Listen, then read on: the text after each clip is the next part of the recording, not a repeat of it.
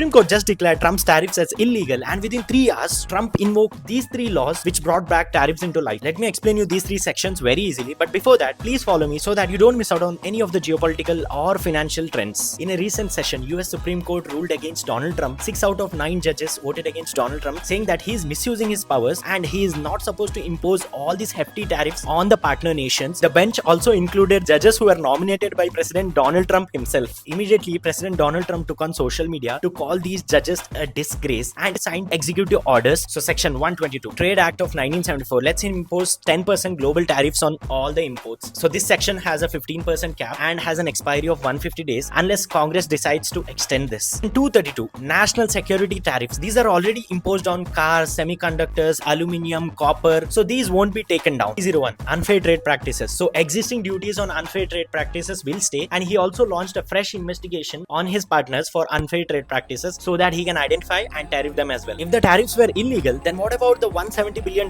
which has already been collected by importers? Almost 300,000 importers and 34 million custom entries have already been made. If the Trump government has to refund all these tariff money to the importers, this makes the biggest tariff settlement in the history of United States. That's almost $174 billion in refunds. This has also caused serious troubles to importers. Imagine you're into a textile industry and you buy a semi-finished goods from China or India and the tariffs keep fluctuating. How do you decide the cost of the product? From the market perspective, I would be definitely keeping an eye on oil prices, silver and gold, and the entire commodity sector. Entering into any equities would not be advisable right now. I'm waiting for 2 important announcements. One is Iran and US, which either escalates into a war or settles as a negotiation, and one more important deal would be China and US, which is gonna have a broader impact on markets and also a commodity sector. There are also certain exemptions in section 232 I have mentioned in an entire document. So if you want that document, please comment Trump. I'm gonna drop you that document.